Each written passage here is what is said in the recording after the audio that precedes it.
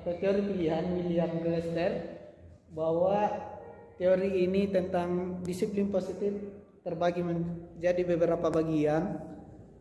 Yang pertama yaitu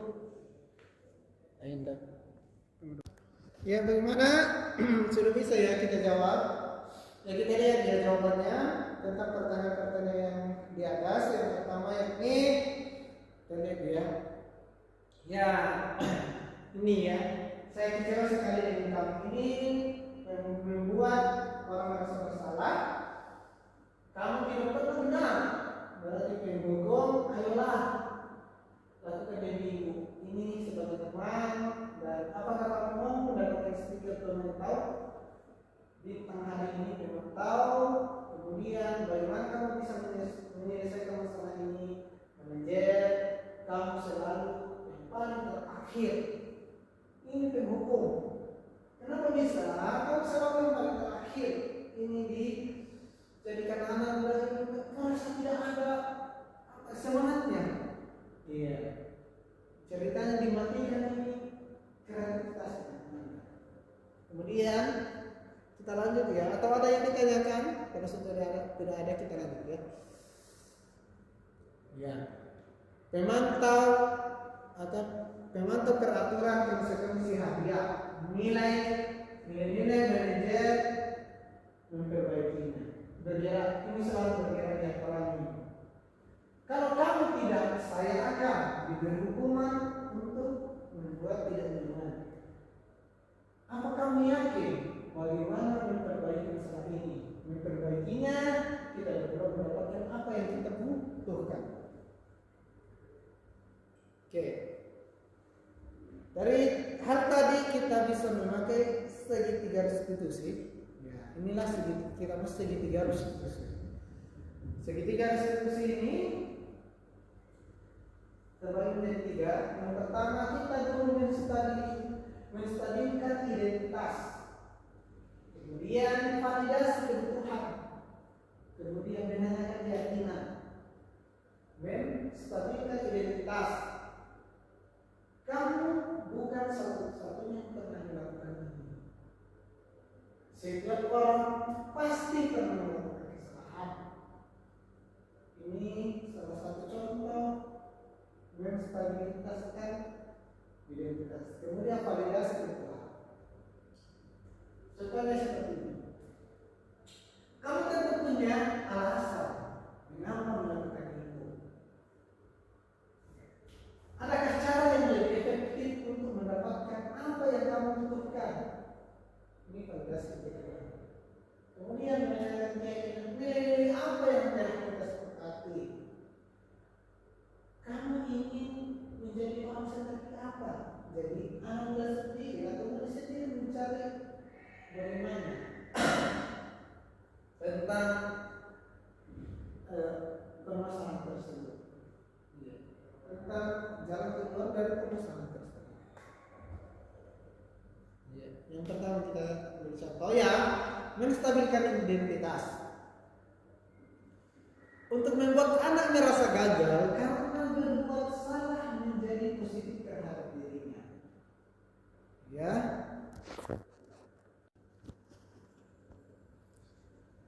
Ya, jadi materi kita itu tentang restitusi.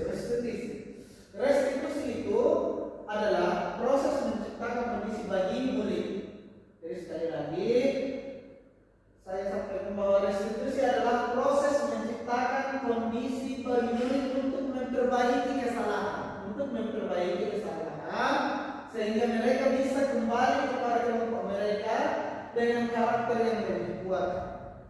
Jadi murid mencari sendiri atau memperbaiki kesalahan mereka sendiri tanpa dibantu atau tanpa diberikan masukan dari guru, sehingga mereka bisa kembali ke kelompok mereka dengan karakter yang lebih kuat. Restitusi juga merupakan proses kolaboratif yang mengajarkan murid untuk mencari solusi. Jadi dalam hal ini murid sendiri yang mencari solusi untuk masalah mereka,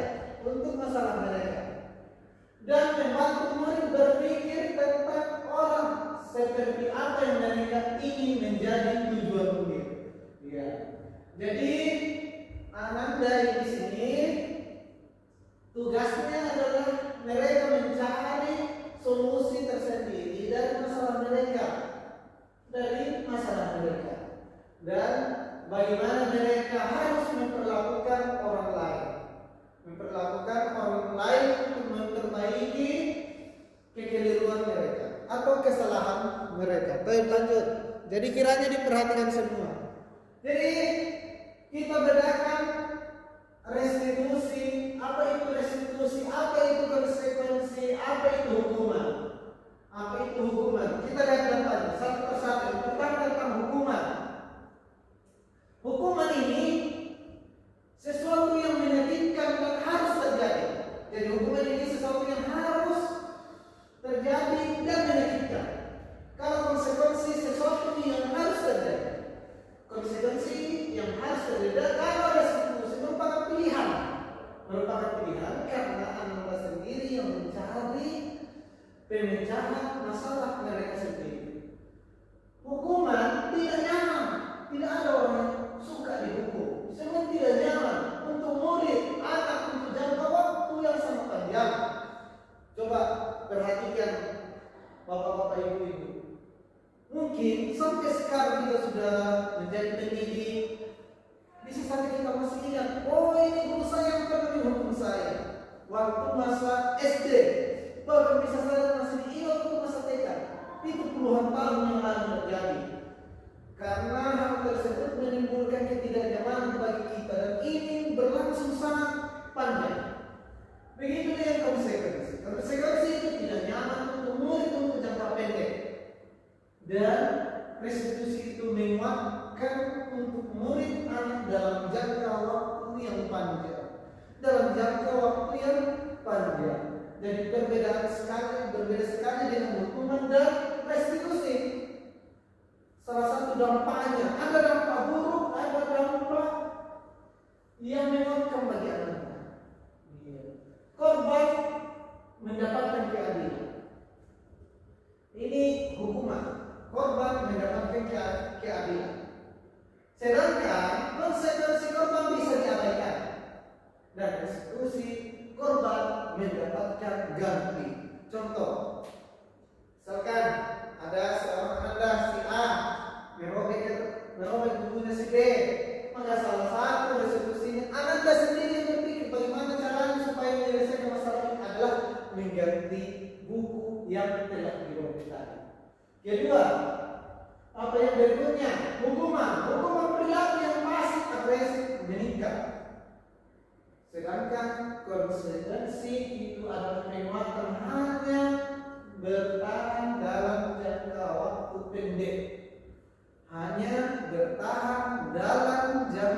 waktu pendek. Sedangkan restitusi itu memecahkan masalah atau masalah terpecahkan. Karena si pembuat masalah sendiri yang mencari solusi. Kemudian sistem tidak akan berjalan bila murid tidak takut. Ini hukuman. Sedangkan konsekuensi adalah memerlukan monitoring dan supervisi terus-menerus dari guru. Jadi dimonitoring terus oleh guru dan terus disupervisi. Sedangkan restitusi itu murid belajar bertanggung jawab untuk perilakunya. Seperti yang tadi bahwa dia sendiri yang memecahkan masalah. Kemudian berlaku hanya pada sebuah institusi. Ini hukuman, tidak berlanjut pada kehidupan nyata. Misalkan di sekolah cuma aturannya ini hukuman, dihukum seperti ini. Kemudian konsekuensi membantu penerapan mengikuti peraturan dalam masyarakat. Ini membantu, tapi yang lebih bagusnya di restitusi itu fokus pada pemecahan masalah. Fokusnya ini bagaimana bisa masalah ini terpecahkan dalam jangka waktu yang panjang. Kemudian kalau hukuman peraturannya adalah kamu harus, intinya kamu harus. Sedangkan konsekuensi yaitu apa peraturannya, mampukah kamu melakukannya? Terima kasih. Sedangkan restitusi itu apa yang kamu yakini.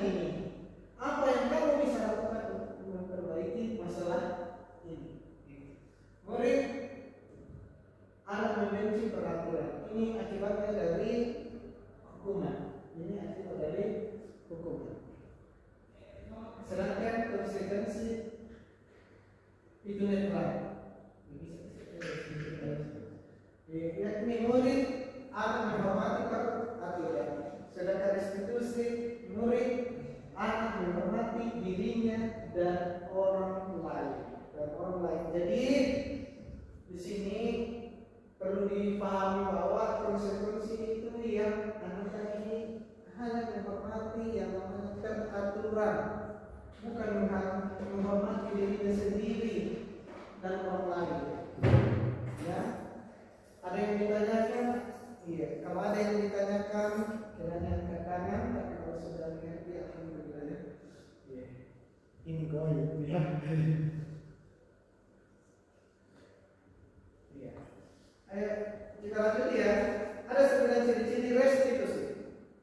Ciri-ciri restitusi. 1. Bukan untuk menebus kesalahan, namun untuk belajar dari kesalahan. Itu yang perlu dipahami, digarisbawahi bahwa bukan untuk menebus kesalahan, tapi untuk belajar dari kesalahan.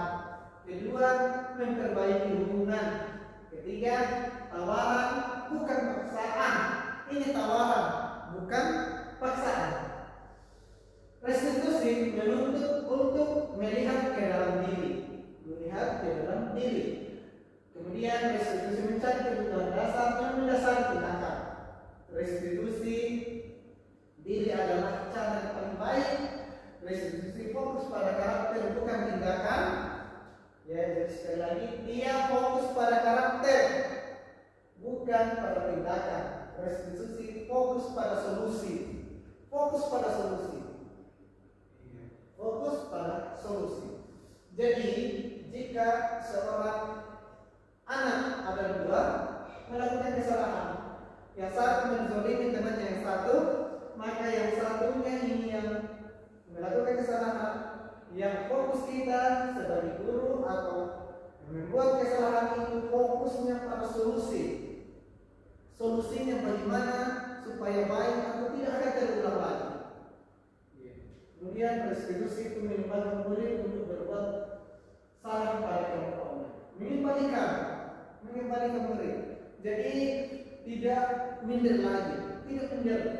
Jadi restitusi ini sangat mendidik, bukan menjadikan anak untuk minder, bukan menjadikan anak untuk minder. Lanjut. Iya, kita masuk ke keyakinan kelas ya. Ini keyakinan kelas. Mengapa tidak peraturan saja? Ya, ini pertanyaan ya. Mengapa tidak peraturan saja di dalam kelas? Kok keyakinan kelas? Iya. Mengapa harus keyakinan kelas? Yang pertama harus kita pahami bahwa ini pertanyaan ya. Mengapa kita memiliki peraturan harus menggunakan helm mengendarai kendaraan roda 2? Persoalan kedua, mengapa kita memiliki peraturan 3M? Menggunakan masker, mencuci tangan, menjaga jarak 1,5 meter. Ketiga, mengapa kita memiliki peraturan harus datang tepat waktu pada saat mengikuti pelatihan? Inilah namanya keyakinan kelas harus kita ketahui untuk mendukung motivasi intrinsik yang dari dalam bukan ekstrinsik, kembali ke nilai-nilai keyakinan yang lebih menggerakkan seseorang dibandingkan dengan serangkaian peraturan-peraturan. Jadi perlu dipahami tentang peraturan dan keyakinan. Ya. Budaya positif ya.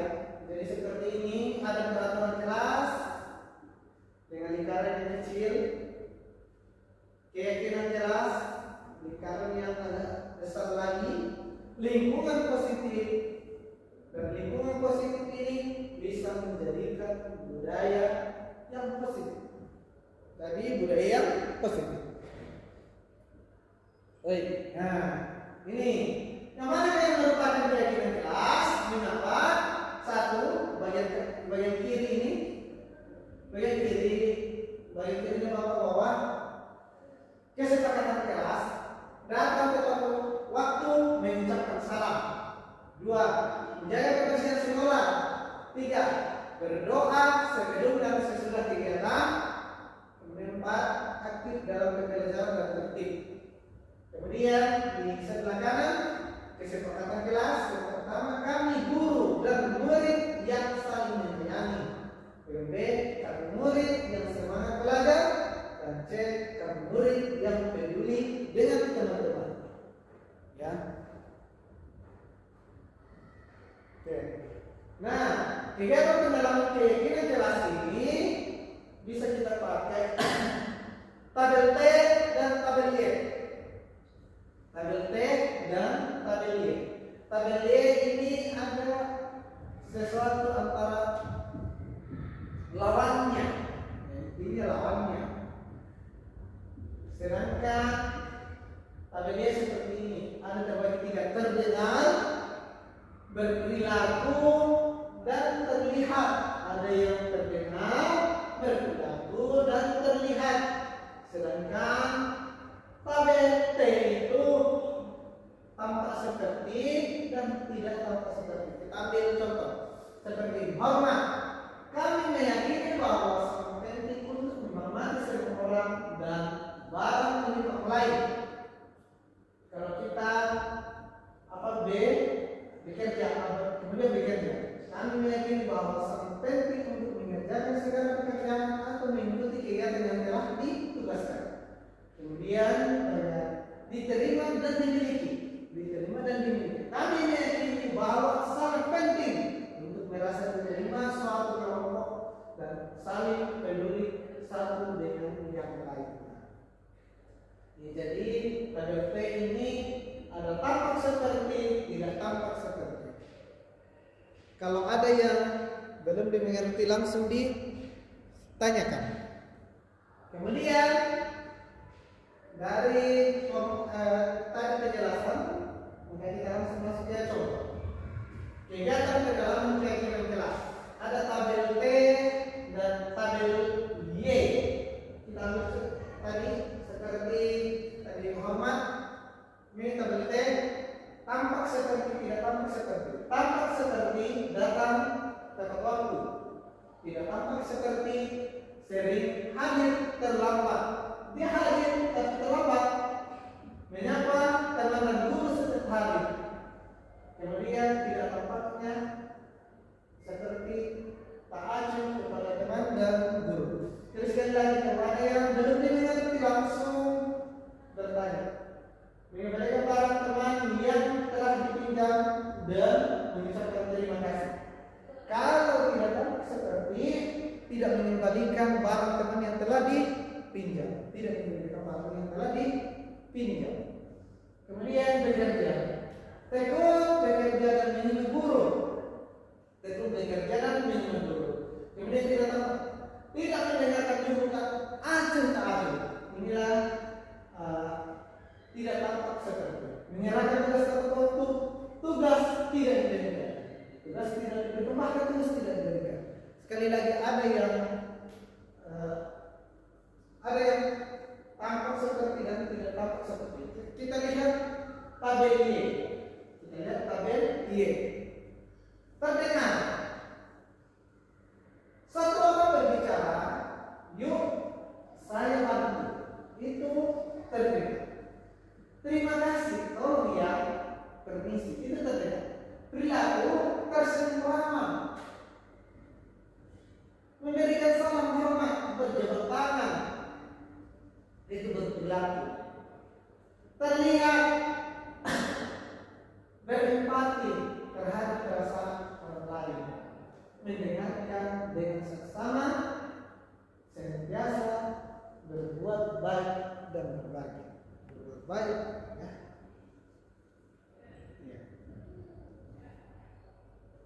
Ya, ini adalah salah satu peraturan dan keyakinan kelas. Selalu kembalikan buku ke tempatnya. Ya, dilarang mengganggu orang lain. Hadir di sekolah 15 menit sebelum pembelajaran dimulai. Dilarang melakukan kekerasan. Dilarang menggunakan narkoba, bergantian atau menunggu giliran, menggunakan masker, jangan berlari di kelas atau koridor. Apakah keyakinan kelas atau bagaimana? Kita lihat.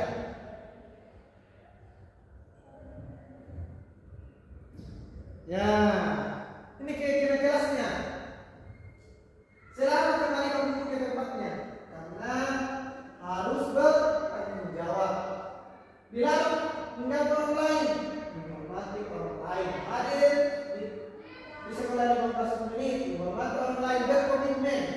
Bila melakukan kekerasan, keselamatan, bila menggunakan narkoba, kesehatan, bergantian atau menunggu giliran, menghormati orang lain, bersabar, gunakan masker. Ini menyangkut masalah kesehatan, keselamatan yang berlalu di dalam satu koridor keselamatan dan keamanan.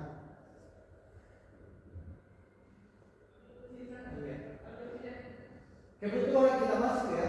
Jika sekali lagi jika ada yang belum mengerti langsung ditanya. Masuk ya. Kebutuhan dasar manusia dan dunia berkualitas. Kebutuhan dasar manusia dunia berkualitas.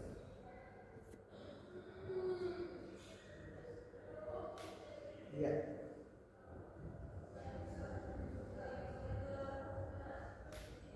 Ya. Ini kebutuhan dasar manusia. Setiap manusia ini, ya, seperti yang kami sudah sampaikan ini, kebutuhan kita ini, kebutuhan dasar manusia itu, yaitu kasih sayang dan rasa diterima, bertahan hidup, kebebasan, kebebasan dan kesenangan. Sebenarnya ini refleksi dari pertemuan kemarin. Jadi sekali lagi kami sampaikan bahwa 5 kebutuhan dasar manusia: bertahan hidup, ingin melakukan sesuatu karena ada tujuan, salah satunya ini, dan melakukan sesuatu apapun itu, ini kebutuhan kita. Kebutuhan manusia itu bertahan hidup, kasih sayang dan merasa diterima, kebebasan, kebebasan dan kesenangan. Itulah kebutuhan dasar manusia. Iya. 5 posisi kontrol. Ini 5 posisi kontrol. Yang pertama, sebagai penghukum. Kedua, pembuat orang bersalah. Ketiga, sebagai teman. Keempat, pemantau. Yang kelima adalah manajer. Dari kelima posisi kontrol ini, yang kita harapkan adalah usaha kita yang kita aplikasikan dimanapun itu adalah yang kelima, yaitu manajer. Sebagai manajer, usahakan kita maksimalkan kita masuk ke kategori manajer di posisi kontrol tersebut. Contoh, kita ambil contoh, guru berbuat. Kalau menghukum, menghakimi, memarahi, menunjuk-nunjuk, menyindir, membuat orang bersalah, berceramah mengatakan seharusnya ibu kecewa karena engkau begini. Itulah membuat orang bersalah. Kalau teman membuat alasan-alasan untuk muridnya. Kemudian pemantau menghitung dan mengukur. Kemudian manajer ini mengajukan pertanyaan-pertanyaan tentang masalah tersebut. Kemudian guru berkata, kalau kamu tidak melakukannya, awas ya, rasakan. Sekali lagi, ini adalah menghukum. Kalau memang orang bersalah, kamu seharusnya kamu sudah tahu. Ibu lelah sekali menyatakannya. Ibu stres. Ini membuat orang bersalah. Teman, ayolah lakukan ini. Ayolah lakukan demi Bapak. Masa kamu tidak mau?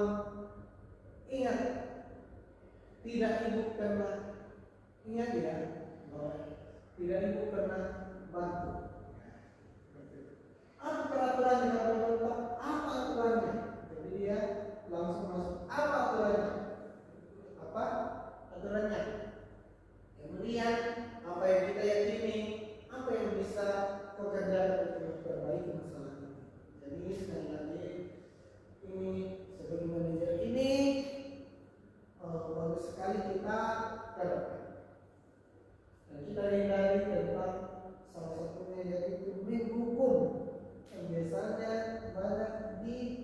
diterapkan oleh guru-guru. Kiranya kita hindari yang seperti itu. Hasilnya kalau kita laksanakan contoh menghukum, bagaimana hasilnya? Hasilnya itu memberontak, menyalahkan orang lain, berbohong. Nah, ini hasilnya. Karena saking pelakunya dihukum, akhirnya hasilnya adalah anak-anak bisa berbohong, menyembunyikan, merasa salah, menyembunyikan, menyangka berbohong juga. Kalau teman ketergantungan, jika perpindahan guru atau pergantian guru, maka anak yang telah diberlakukan sebagai teman ini cenderung berlaku terhadap gurunya yang dahulunya sebagai teman berubah menjadi bisa saja acuh-acuh terhadap gurunya yang baik. Teman tahu menyelesaikan diri bila diawasi. Jadi dia cuma menyelesaikan diri bila diawasi. Kemudian kalau manajer ini menguatkan pribadi. Kaitan dengan dunia berkualitas. Murid meletakkan guru di luar dunia berkualitas. Karena kalau berbuat orang bersalah, murid meletakkan guru di dalam dunia berkualitas. Sedangkan teman, murid meletakkan guru di atas banyak orang yang sangat penting di dunia berkualitas. Memantau murid meletakkan guru, peraturan dan hukum di dunia berkualitas. Jadi guru dan peraturan. Kemudian murid, kalau manajer, murid meletakkan dirinya sebagai individu yang positif dalam dunia berkualitas. Kemudian murid berkata, jika menghukum, biarkan saja, nanti juga orang-orang lagi. Ya, jadi ini hukuman. Kalau orang bersalah, membuat orang bersalah, cuma maafkan saya. Kalau jadi teman, saya pikir bapak ibu teman saya. Ternyata begitu. Jadi jika ada satu perubahan, anak tadi merasa kecewa. Karena dia pikir, gurunya ini adalah sebagai teman. Gurunya ini adalah sebagai teman. Mana sebagai teman? Berapa banyak bintang yang saya harus peroleh? Berapa halaman yang harus saya tulis? Ini teman-teman. Kemudian manajer bagaimana caranya saya bisa memperbaiki cara. Dampak pada ini dampaknya.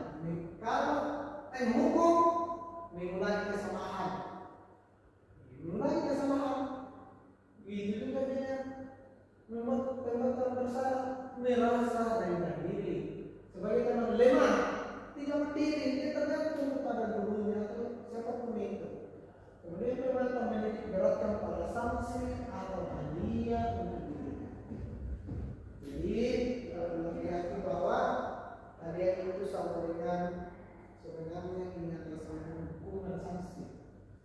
Manajer ingin membuat motivasi diri. Bagaimana cara memperbaiki diri? Bagaimana cara untuk memperbaiki diri? Lanjut.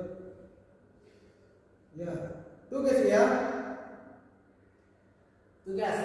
Pertanyaan-pertanyaan berikut. 1. Saya kecewa sekali dengan kamu. 2. Kamu tidak pernah benar melakukannya. 3. Ayolah lakukan demi ibu bapak. 4.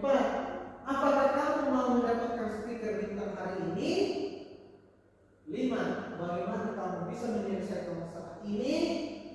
Yang ke-6, kamu selalu yang paling terakhir. Kita lihat ya, siapa yang bisa jawab? Coba. Ya. Saya kasih waktu 2 menit. 2 menit ya. Untuk menjawab.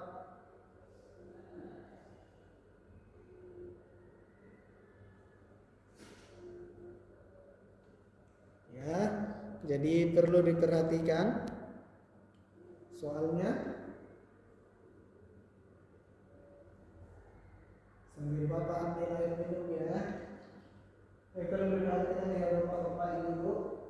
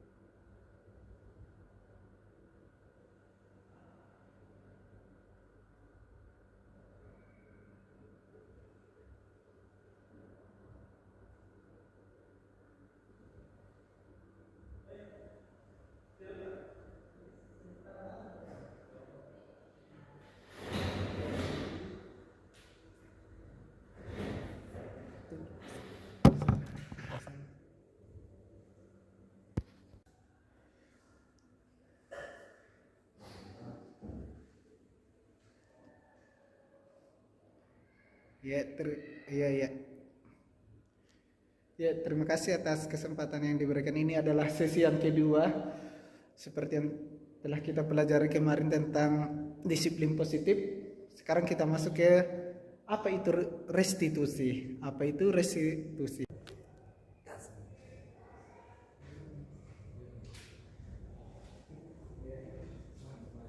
Teori ini atau teori pilihan bahwa Anda tidak bisa mengontrol orang lain, hanya Anda yang bisa mengontrol diri Anda. Tapi makna disiplin ini belajar kontrol diri dengan menggali potensi kita agar tercapai tujuan mulia, yaitu sesuatu yang menjadi seseorang yang kita ingin berdasarkan nilai-nilai yang kita hargai. Yang kedua, semua perilaku memiliki tujuan. Jadi manusia ingin melakukan sesuatu karena ada tujuan. Teori motivasi, yakni untuk menghindari hukuman. Kemudian untuk mendapatkan imbalan. Dan yang ketiga, untuk menghargai diri sendiri. Inilah kenapa kita melakukan sesuatu, karena ini menjadi dasarnya. Dan kita harus memiliki nilai-nilai kebajikan universal. Kalau diaplikasikan di dalam kelas dan itu keyakinan kelas. Model berpikir menang-menang, kolaborasi dan konsensus menciptakan pikiran yang baru. 5 posisi kontrol, yakni sebagai penghukum, pembuat rasa bersalah, teman, pemantau, dan manajer. Tapi yang kita harapkan yaitu usahakan kita termasuk ke dalam manajer, minimal kita masuk ke dalam pemantau. Dalam menyelesaikan masalah ini tentang posisi kontrol atau masalah mengenai Anda, maka kita bisa memakai segitiga restitusi. Segitiga restitusi ini terbagi menjadi 3. Yang pertama, menstabilkan identitas, validasi kebutuhan, menanyakan keyakinan. Realitas kebutuhan kita berbeda-beda. Kita berusaha memahami pandangan orang lain tentang dunia. Setiap orang memiliki gambaran yang berbeda. Dan semuanya ini tidak lepas dari kebutuhan dasar manusia, yakni terdiri dari 5 kebutuhan dasar manusia, yakni bertahan hidup, kemudian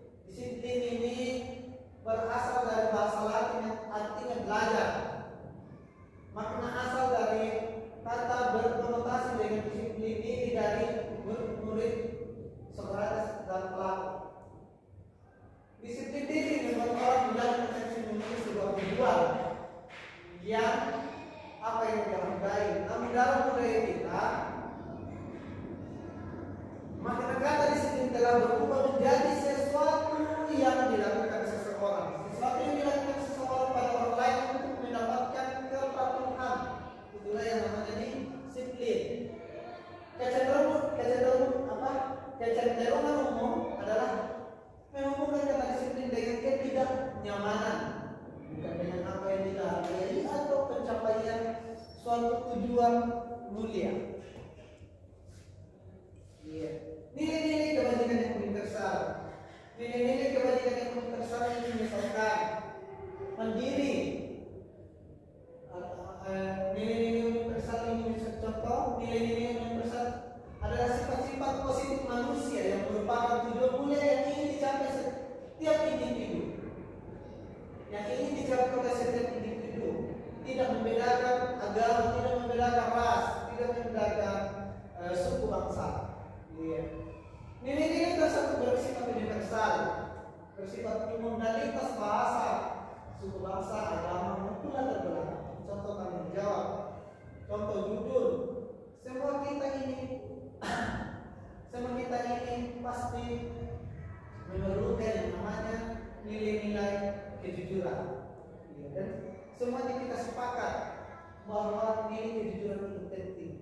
Nilai kejujuran itu sangatlah harus kita terapkan di tangan kepada anak-anak kita.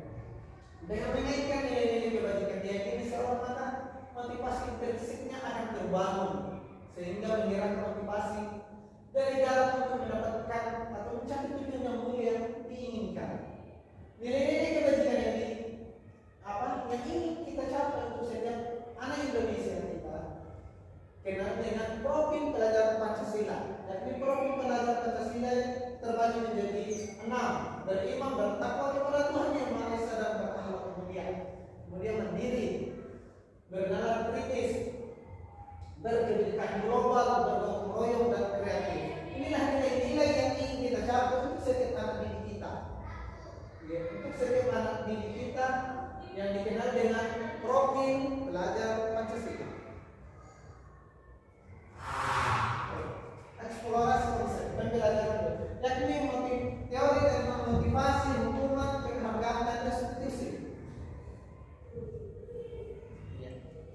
Mari kita bedakan teori motivasi perilaku atau motivasi perilaku manusia. Untuk menghindari ketidaknyamanan hukuman, apa yang akan terjadi apabila tidak melakukannya. Ini namanya motivasi eksternal. Untuk mendapatkan imbalan dari orang lain, institusi, apa yang akan saya dapatkan apabila saya melakukannya, maka ini adalah motivasi eksternal. Kita menginginkan dari luar. Kemudian yang ketiga, untuk menghargai diri sendiri. Saya akan menjadi orang yang seperti apabila saya melakukannya. Ini yang kita harapkan, yakni terbangunnya motivasi internal atau tujuan disiplin positif. Tujuan disiplin positif. Sekarang kita masuk merdeka menurut Ki Hajar Dewantara. Merdeka itu artinya tidak hanya terbebas dari perintah, akan tetapi juga cakap buat memerintah diri sendiri. Cakap memerintah diri sendiri. Ki Hajar Dewantara konsepnya keteladanan sikap merdeka dalam cetakan kelima 2013 halaman 469. Dihukum oleh penghargaan. Jadi kita menghindari penghargaan terhadap peserta didik kita. Bahwa penghargaan berlaku sama dengan hukuman. Karena bisa menyebabkan Anda baru dia berbuat kalau ada penghargaan. Dan bisa saja membeda-bedakan guru. Jika ada seorang guru A hanya memberikan penghargaan dan guru B kurang memberikan penghargaan, otomatis karena ada dicontoh kepada guru A. Bahwa penghargaan berlaku sama dengan hukuman. Dalam arti meminta untuk seseorang melakukan sesuatu untuk memenuhi suatu tujuan tertentu dari orang yang meminta membujuk. Dorongan eksternal dan akan ada faktor ketergantungan. Beberapa nampak pemberian penghargaan, pengaruh jangka pendek dan pengaruh penghargaan menghukum, penghargaan tidak efektif, penghargaan merusak hubungan, penghargaan merusak hubungan. Maka Misalkan kita cuma menghargai atau memberikan penghargaan kepada satu murid saja, maka yang lainnya bisa saja merasa tidak enak, merasa tidak diberikan penghargaan, mengurangi ketepatan.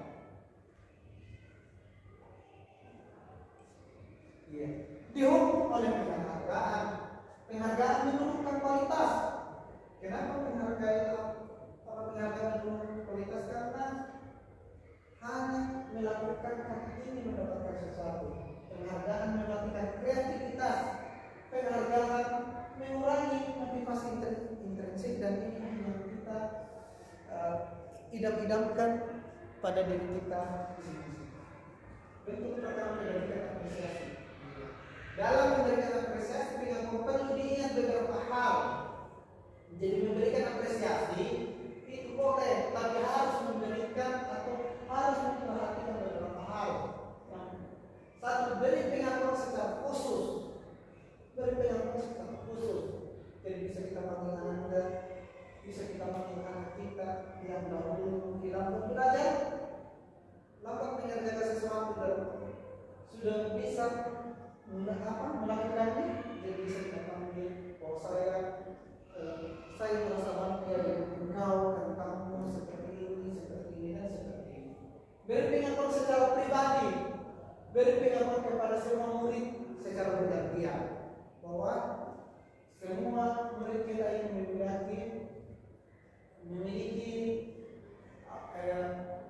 memiliki kemampuan yang luar biasa, atau semua anak kita ini adalah ranking. Jadi harus kita beri penghargaan, bukan cuma satu dua orang saja. Beri pengakuan secara konsisten. Jadi kita harus memberikan pengakuan secara konsisten, fokus kepada proses, bukan kepada hasil. Contoh pengakuan apresiasi kebajikan, pembukaan. Kemarin saya perhatikan nilai kebajikan, rasa empati besar sekali. Situasi pada saat menolong murid baru di kelas. Jadi seperti ini ya, situasinya pada saat menolong murid baru di kelas kita, maka kita salah satu nilai kebajikannya rasa empati besar sekali.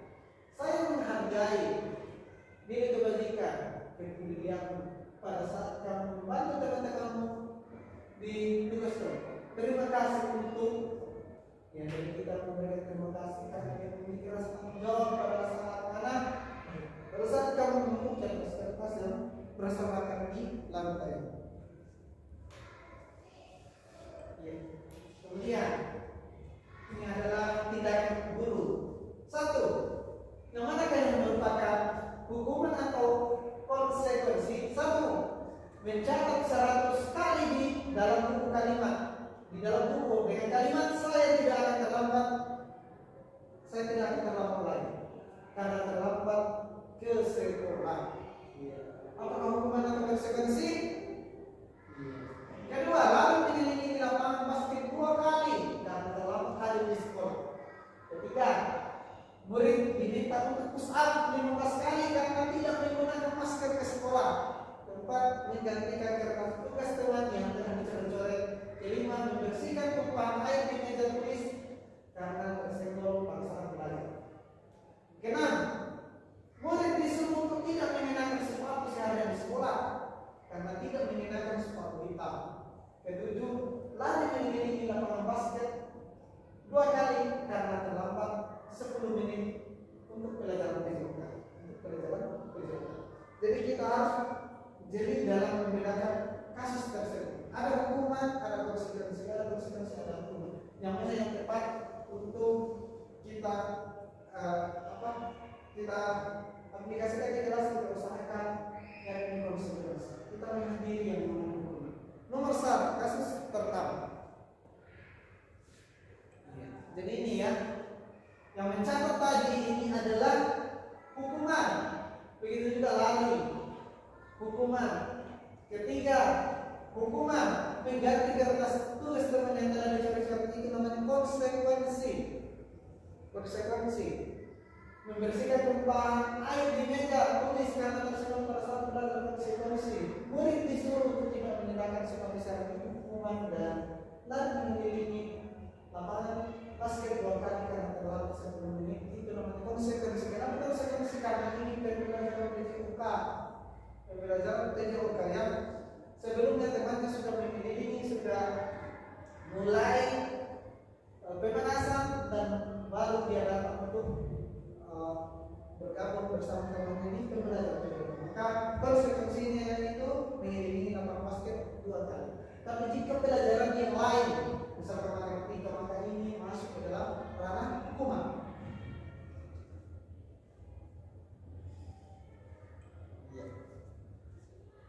Ini perbedaan dasar dari hukuman dan konsekuensi.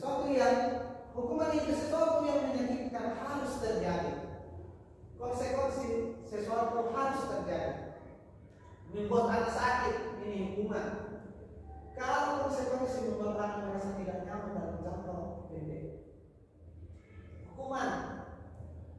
Anak membenci kedisiplinan.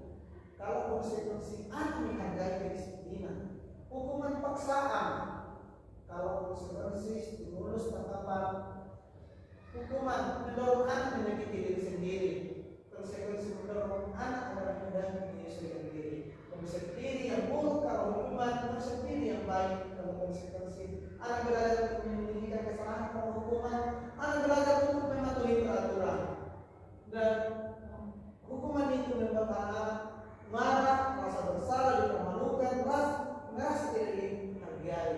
Konsekuensi itu kehilangan hak, dibuat tidak nyaman, diasingkan untuk sementara untuk sementara. Time out. Ya, time out.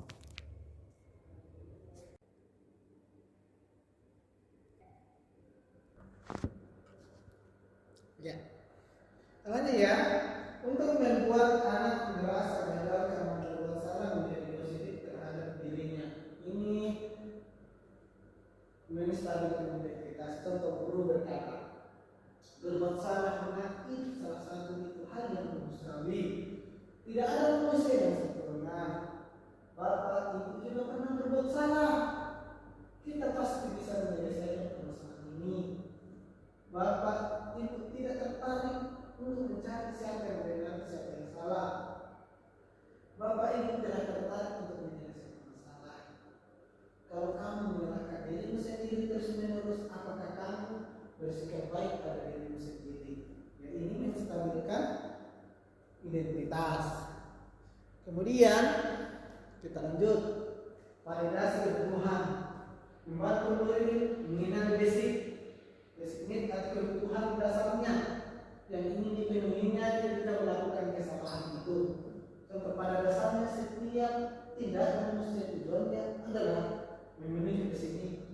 Apakah itu power, freedom, love and glory, fun, atau survival. Contoh, guru berkata, kamu bisa kan melakukan hal yang lebih buruk, tapi kamu tidak melakukannya. Kamu pasti punya alasan kenapa kamu tidak melakukannya. Apa yang penting bagi kamu? Kamu boleh dengan berusaha menjaga sikap itu, tapi tambahkan sikap itu lain yang baru. Maukah kamu belajar cara lain untuk mendapatkan apa yang kamu butuhkan? Kamu harus mengukur apakah kamu bisa melakukan dengan yang lebih baik besok lagi. Jadi seperti itu. Jadi ini adalah validasi kebutuhan. Kemudian menanyakan kejadian. Anak melihat kesalahannya dihubungkan dengan norma sosial dan norma nilai-nilai yang berdasarkan proses interaksi dengan orang lain. Guru berkata, apa nilai yang kita percaya di kelas sekolah kita? Apa nilai yang kita percaya di kelas? Ini menanyakan nilai-nilai universal apa yang kira-kira sepakati? Kelas ini itu seperti apa sih? Kalau ini jadi anak seperti apa? Apa yang kamu rasakan ketika kamu melakukan itu? Kamu menjadi orang yang seperti apa? Apa yang kamu inginkan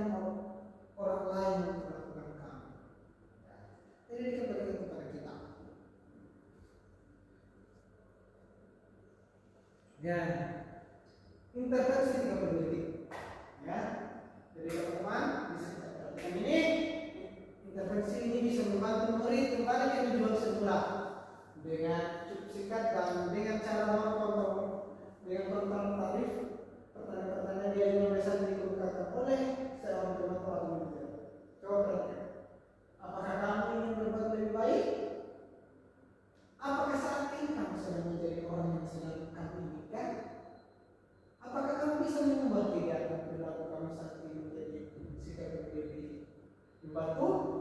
Apakah wajar membuat kesalahan-kesalahan?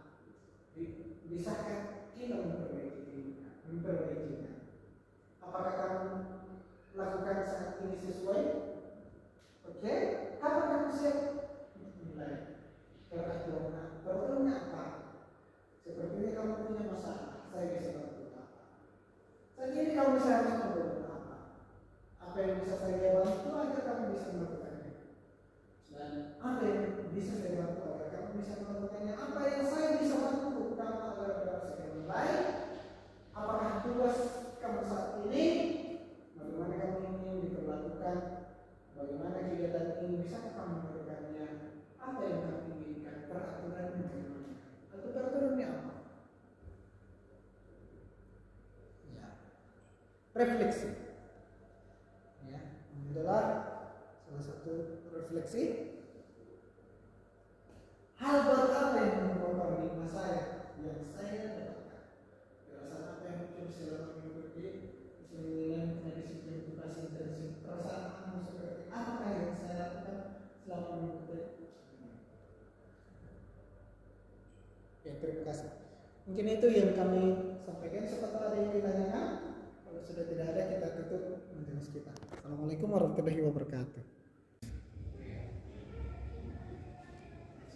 Salah satu keyakinan kelas yang telah kita kesepakati atau sepakati bersama mengenai dalam Allah Ta'ala, yakni pertama menggunakan atribut lengkap, seragam, kaos kaki, dan songkok.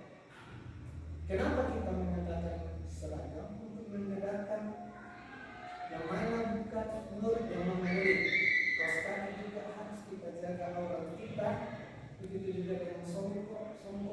Kepala itu bukan aurat untuk laki-laki, tapi ini menandakan syiar agama Islam. Kedua, membawa buku cetak dan buku catatan lengkap dengan catatan pekan lalu jika ada.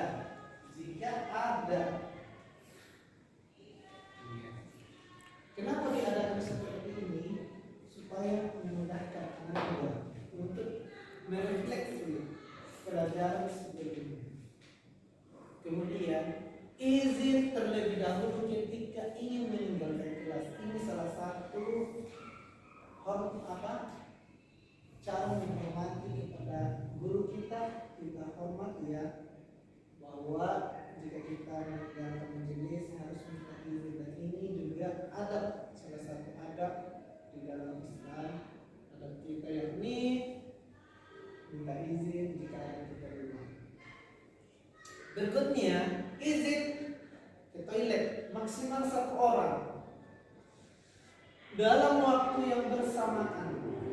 Ini juga salah satu cara untuk menghormati guru kita. Kenapa 1 orang? Ustaz, Pak, kenapa 1 orang bukan 2 orang? Walaupun kita minta izin.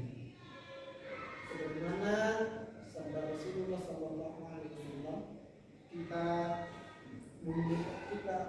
usahakan kita tidak termasuk dari golongan tersebut. Suatu ketika Rasulullah SAW melewati sebuah kuburan, dan ternyata Rasulullah SAW bersama sahabatnya.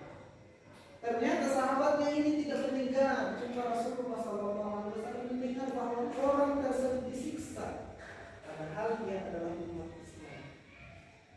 Rasulullah SAW diberikan wahyu bahwa orang tersebut disiksa bukan karena dosa besar. Salah satunya yakni ternyata orang yang satu itu dia disiksa karena mengenai buang air. Jadi tidak boleh sama-sama buang air, apalagi kalau mensukai walaupun sesama akhwat. Ya, itu. Jadi ini disiksa di alam kubur.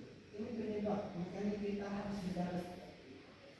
Kemudian kedua kelas bertugas mengambil dan menyiapkan proyek tersebut kelas ini. Kenapa kita kelas?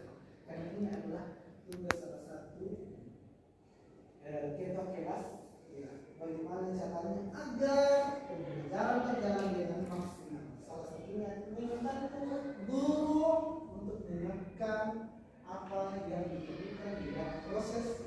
KBM.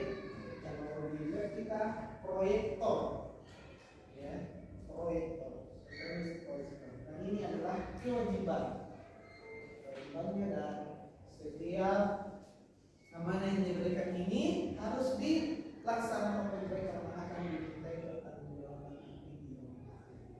Rasulullah Sallallahu Alaihi Wasallam bersabda bahwa kullukum ra'in wa kullukum mas'ulun 'an ra'iyatihi, ya. Maksudnya kita ini adalah pemimpin dan akan dimintai pertanggungjawaban. Ya. Dan begitu juga bertugas mengembalikan proyektor sebagai rasa tanggung jawab kita, ya. Tugas kita bahwa kita harus bertanggung jawab apa yang diamanahkan namanya di sekolah kita diamanahkan oleh guru kita. Baik. Ya. Itu tadi ya, prosedur ya. Ya, ini tadi sudah membawa buku cetak, sudah minta izin, kita kelas dan menjaga ketertiban ini ya, menjaga ketertiban. Karena salah satu ciri khas umat Islam sebagaimana yang tertuang di hadis Ar-Ra'in, salah satu ciri khas umat Islam itu aman atau terhindar dari mulut dan tangan. Apa maksudnya? Tidak bicara sembarangan, kemudian tangannya ini dijaga baik-baik. Yang mana yang perlu dilakukan, yang mana yang tidak perlu dilakukan. Seperti di sini. Kalau kita sementara proses KBM tidak boleh sembarang bekerja. Maksudnya disuruh membuat tugas bukan dikacak-kacak, ya, bukan dikacak-kacak, ya, bukan dibongkar-bongkar, mouse-nya bongkar-bongkar sana sini, ya. Ya, jadi itu menjadi ketertiban ini salah satu juga cara untuk saling menghormati. Kita menghormati teman kita, menghargai juga usaha. Iya, mungkin itu yang bisa sampaikan saya sampaikan kali ini. Syukur-syukur khairan. Assalamualaikum warahmatullahi wabarakatuh. Waalaikumsalam warahmatullahi wabarakatuh. Jadi maksudnya ini belum ini kata yang diroti oleh Allah Taala, belum ada doa ya, karena insyaallah sekitar doa sebelum belajar kita bisa. Oh iya. Ini